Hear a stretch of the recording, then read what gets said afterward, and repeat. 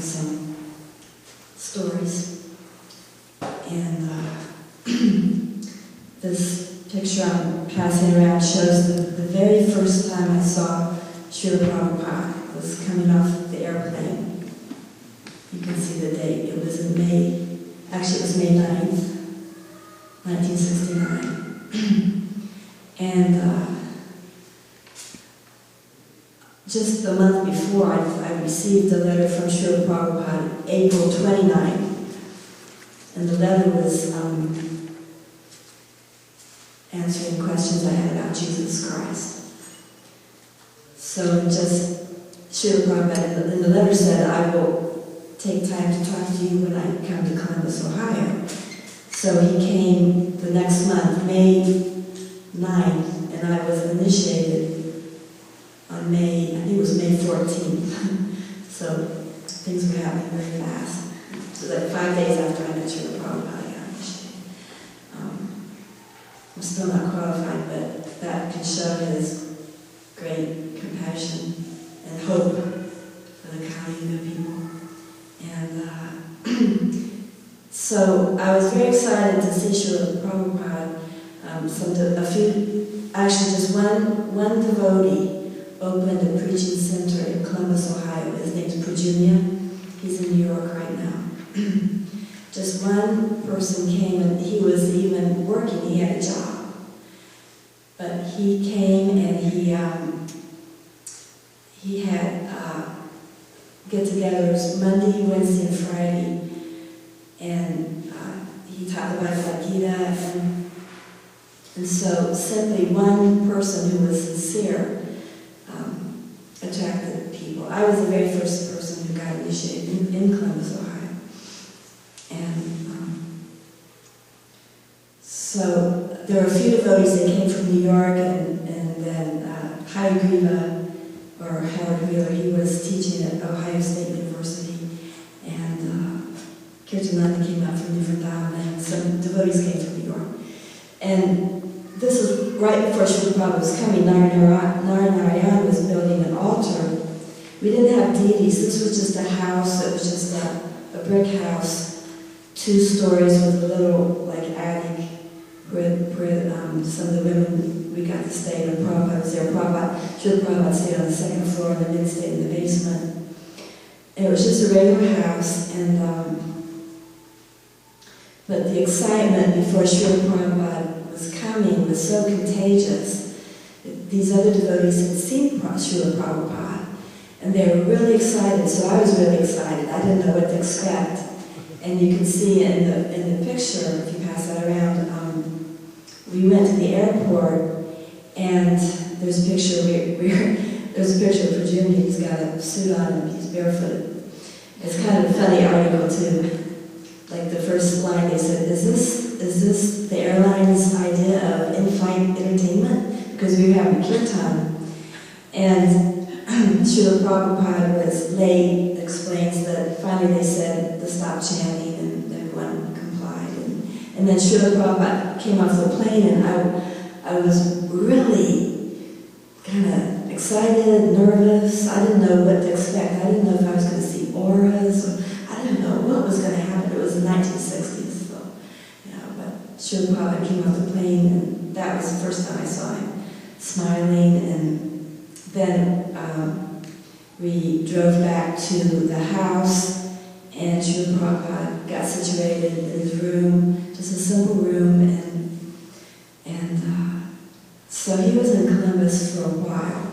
And one thing that happened was Allen Ginsburg came, who was very famous at that time. He was even famous before the hippies, like in the beatnik era.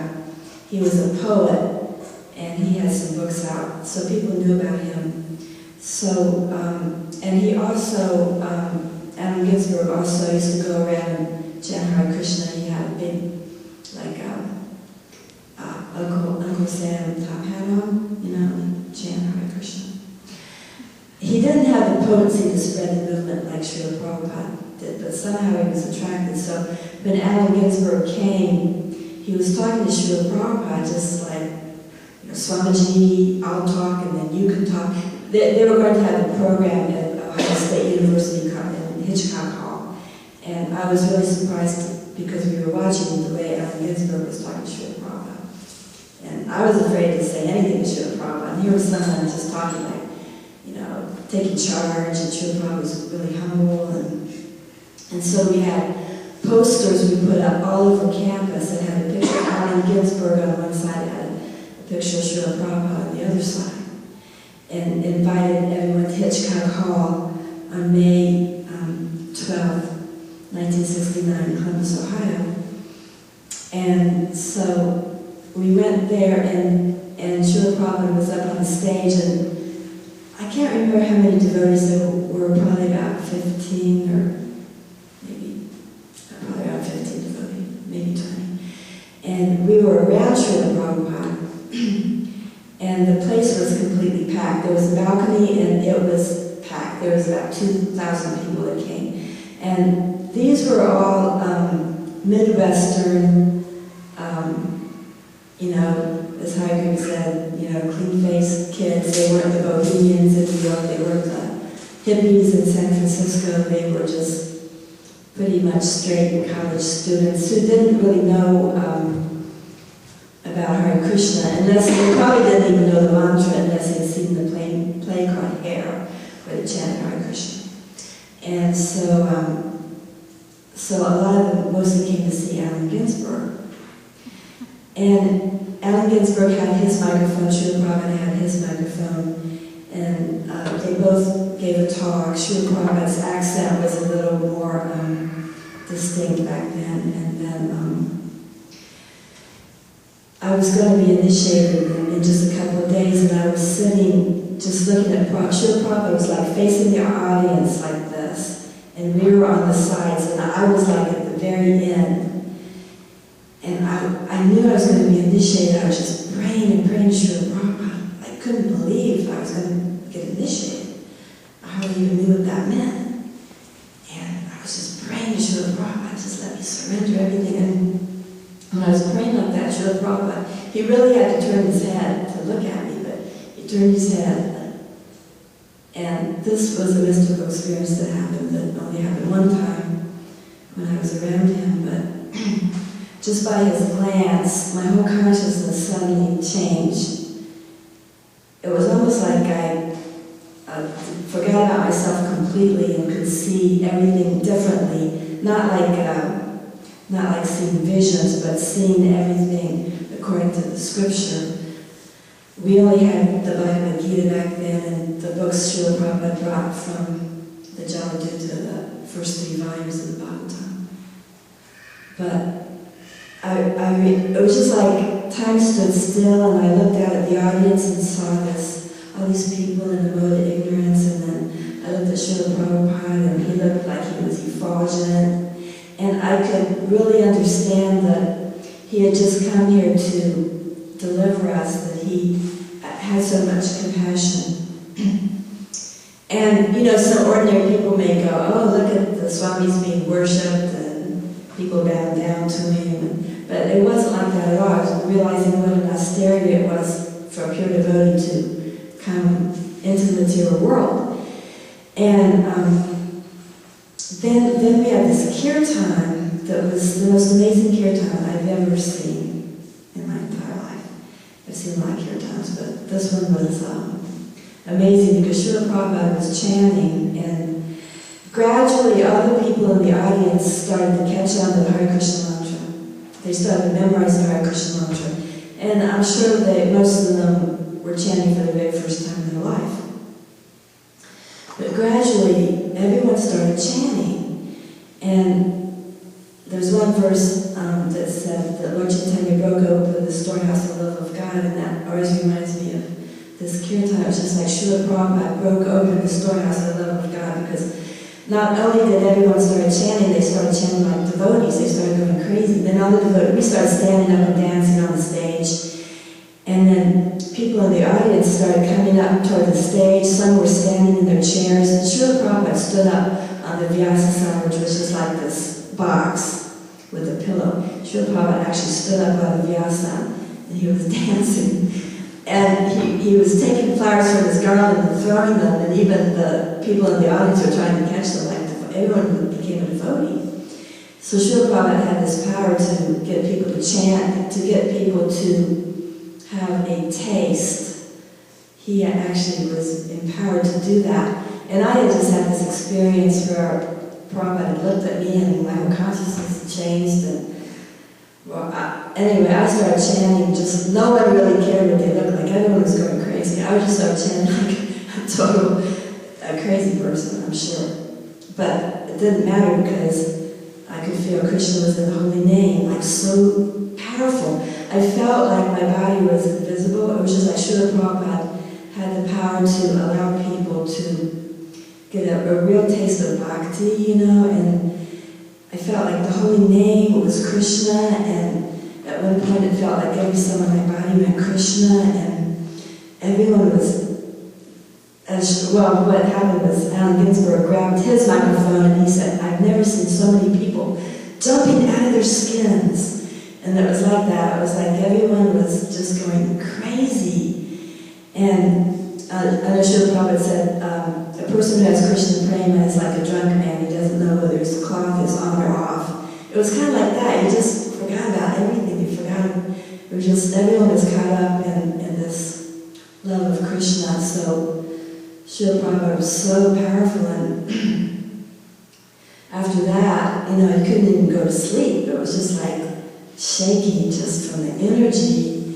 And then we were in the same house with Srila Prabhupada. There was Dasi, Haiger's wife, and myself, and another Mataji, I forget her name, that she was initiated. She was from New York. She always wore bell bottoms because she told me she wouldn't be like Bob Dylan in her next lifetime. So, I mean, Srila Prabhupada was initiating people that were, you know, maybe not understand the philosophy too well, but he was very compassionate. And so then someone said, do you want to wear Srila Prabhupada's clothes? And they gave me his clothes, and they didn't look dirty. There was no dirt on them, you know. It was like silk, and they smelled really good. So, okay, you know.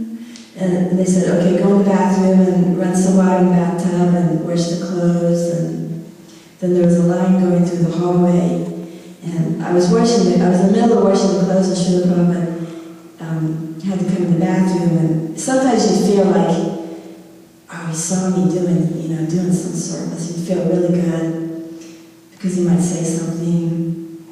And then, so he was in Ohio. That was really the greatest thing to see, that kirtan.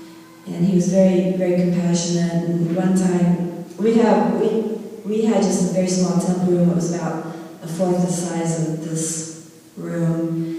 And that was the first time I'd seen devotees dancing. And one time, Srila Prabhupada got off the Vyasana and they were saying the Jayam prayers. Everyone was paying their obeisances, and when Srila Prabhupada came by me, he stopped and he reached down, he touched me on the back like that. And then Narayana, he was saying the Jayam prayers, and Srila Prabhupada went upstairs, and Narayana came over and said, "Did Prabhupada touch you? Did Srila Prabhupada touched you? Do you know what that means?" And I felt really blessed. And it didn't matter if you're a woman or a man or young or old or what nationality, it didn't matter. The only thing that mattered being around Srila Prabhupada was in sincerity, because he could see right through you. You know, I always felt kind of like shy around Srila Prabhupada because you knew he could see right through you, but at the same time, he had so much love and compassion. And just like, I saw him in other temples also, but you could be, later on when there were a lot more devotees, you could be in a room, Srila Prabhupada would be giving a lecture, like every devotee would say, "Srila Prabhupada looked at me," or "Srila Prabhupada answered a question, I didn't even ask it." Or everyone felt like, you know, maybe they just saw Srila Prabhupada one time and Prabhupada looked at them. Like one devotee was throwing flower petals and Srila Prabhupada looked up, and they remember that their entire life, you know. And some devotees never saw Srila Prabhupada personally. But just like so many devotees, so many people here have come and felt Srila Prabhupada's mercy. And so then after Columbus, he was going to Vrindavan for the very first time, which at that time Vrindavan was this really old house. You had to walk a path about 2.5 miles and 2 miles through the woods. So there were 2 carloads of devotees. I was sitting in the car ready to go, really excited, and the brand new president came out, Jagannatha, said, "You can't go." Srila Prabhupada said, "Only brahmacharis and households could live at New Vrindavan." And I was crying, and I was like, and then there was just one Indian lady, and she ran up and she told Srila Prabhupada, and he said, "She can come, she can stay as long as I'm there and then go to another temple." So I was really happy. I got to get back in the car, and then they took off, and they got to New Vrindavan. I'd never been there before also. And there was not even a road going up to the house. There was just a path. You could hardly see the path in some smart parts. It was just like grass that was smashed down. But we couldn't keep up with Srila Prabhupada.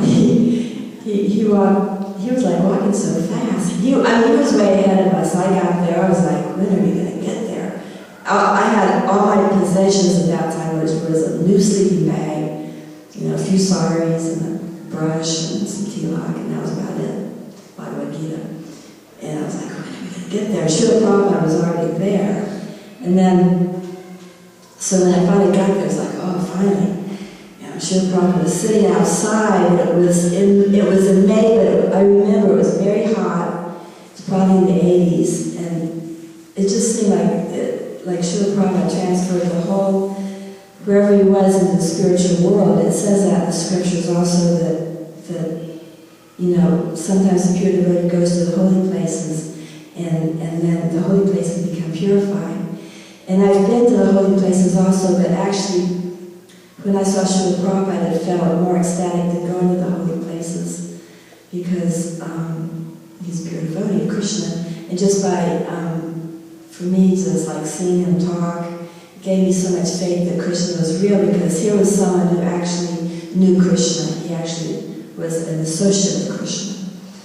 So when we finally got to New Vrindavan, we were sitting scattered around, and Srila Prabhupada looked really happy, and Satchibarma and her husband, they were living in this remodeled chicken coop. They were I think they were the only householders living at New Vrindavan. She came out with prasadam, we were eating prasadam, just watching Srila Prabhupada. And I was really hungry because we had the long drive and then we had the long walk. And when she came out with seconds and we were scattered around, she accidentally missed me. But I couldn't talk in front of Srila Prabhupada. I couldn't say I want more or anything like that. In my mind, I just thought, oh, I wish I could have more. And at that very instant, Srila Prabhupada looked up, he looked right at me, and he goes, "Oh, you want more?" And it scared me so much. It scared me so much, I just nodded my head. And I was so scared. I thought, oh my God, he knows everything I'm thinking. I became really paranoid for a couple of days. Every time I saw Srila Prabhupada, I thought, I better not think. And then I think some swear word or something, and I couldn't control my mind. Oh no, he knew I thought that. I was really embarrassed. So every time I saw Srila Prabhupada for a couple of days, I wanted to just crawl in a hole and disappear.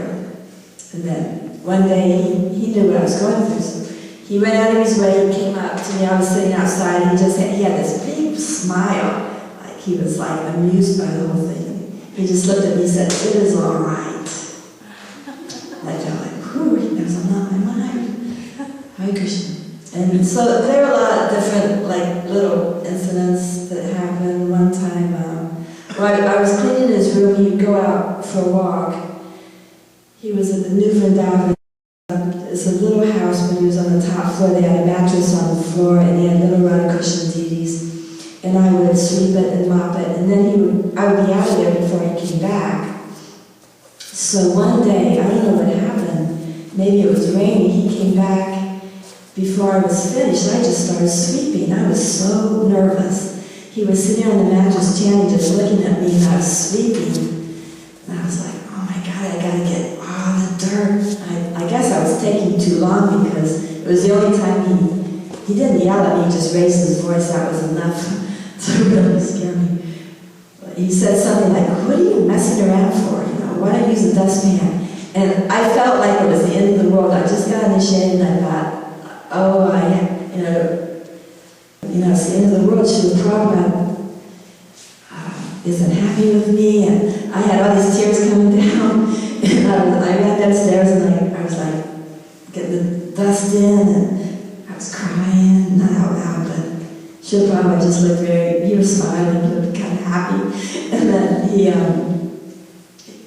had a trunk that had come from India. It was a black metal trunk, and there was a picture of Bhaktisiddhanta with a garland around it. And he took the garland off of the picture, and he held it out to me. He said, "Here, this is from Krishna with blessings." And it was so powerful because it felt like Krishna was right there. And I took the garland, and I was still crying. He goes, "Isn't it all right?" He always used to say that, "Isn't it all right?" So he was very merciful to women, and I'm glad I joined him like that because it was before we had, as one Mataji said, the wall of saffron surrounding Prabhupada. He was surrounded by brahmacharis and sannyasis, and there was no hope at that time to. I actually got to put a garland on and wash his clothes, and that was really nectar. And then things were happening so fast, so I had to go to another temple. I went to Los Angeles. It was the La Cienega temple. It was the first temple in Los Angeles. And every day, two devotees would go with Srila Prabhupada, would go on a walk. And the two women and then two men. It was really nice. We'd get in the car and we'd get to go for a walk with Srila Prabhupada. And at that time, that was the big temple. There was Vishnujan Swami. Everyone looked up to him. Was he a Swami? Vishnujan. And then there was a lot of famous devotees. Tamal Krishna was the president. And at that time, everyone was going to open temples. And that's when I was sent to Japan to open the temple in Japan. So I got initiated, I got married to this total stranger, and went to Japan. That was like a little over half a year. And the thing is, I look back and how did that even happen? Because Srila Prabhupada, he really wanted a temple in Japan. And so somehow things were happening. Srila Prabhupada was empowering us, and he can still empower us, but I'm not as fortunate as Prabhu here, because I have to go back and remember, wow, how did, Srila Prabhupada sent us to Japan, we didn't know anyone, we didn't have any money, we didn't even speak the language. He said, that's okay, if your house is on fire, you can convey that. And everything seemed to make sense. It's like, I didn't even think twice about getting on the plane and going, and then all the books at that time were printed in Japan. If you look at the old books, it'll say Dinapan. And so Srila Prabhupada came 2 times when I was there, and that was real nice. I got my Gayatri from Srila Prabhupada, and then he came, he had just given a sannyasa initiation in Hawaii, and they all came to Japan. We had this tiny little house. And we were going out on Harinam every day. We had Bhakti Guideheads and printed in Japanese, and I'd sell Bhakti Guideheads. I knew enough Japanese to sell Bhakti Guidehead. And then they started talking in Japanese. I'd go, Nihongo Kanana, I don't speak Japanese. And they go, you just spoke it. But anyway, Srila Prabhupada came and with all these sannyasis, and I was the only woman. I felt very uncomfortable, and I was sleeping out in the car because there was no place to sleep. And it was like the first time we were chanting Sanskrit, and then one day someone said, you can go get your Gayatri mantra. I didn't really know what that was, but Srila Prabhupada said, sit here. I went to his apartment, he said, sit here. I got to sit right next to Srila Prabhupada and get the paper, and then he showed me how to count on the fingers. I'd never seen that before. And then he said, now you do it. And I did it. And he looked at the person I was married to, and he goes, oh, very intelligent, because I'd done it right. And just little things like that would really be encouraging. And then the second time Srila Prabhupada came to Japan, the person I was married to took sannyas, because he'd been thinking about it. he asked Srila Prabhupada, can I take sannyas? And then Srila Prabhupada said, you have to get my permission. And I said, I thought for a minute, I said, okay. And that meant I had to go to another temple. So I went to China, and I got to see Srila Prabhupada. He gave me a flower. I still have it. I smashed it and kept it.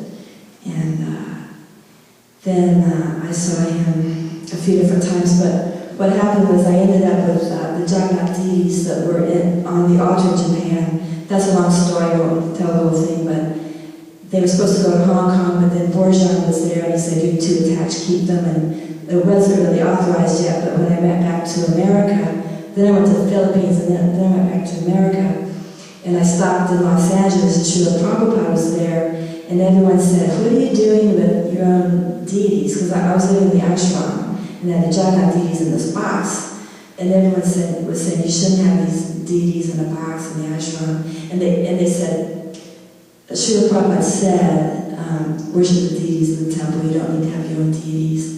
But I was really attached to them because that was all they really had.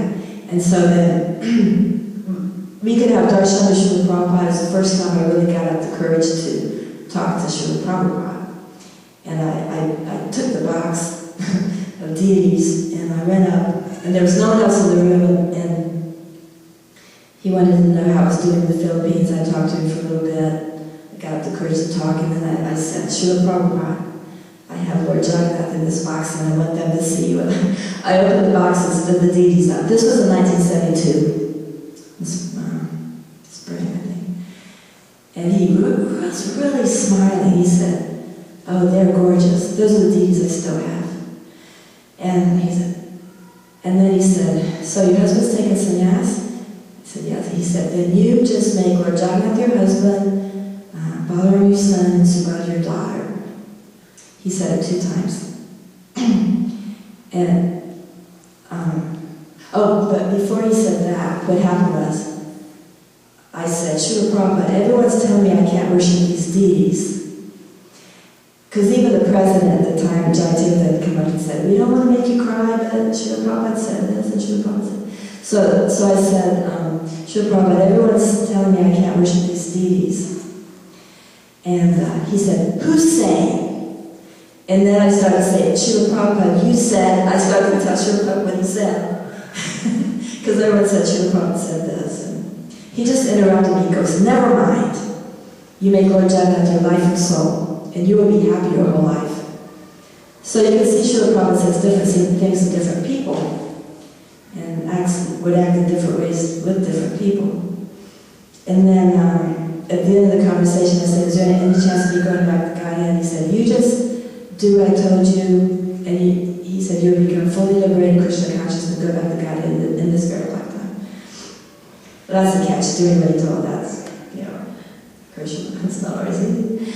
But, so after Srila Prabhupada gave me that instruction, everywhere I went with the deities, everyone was like, Chai!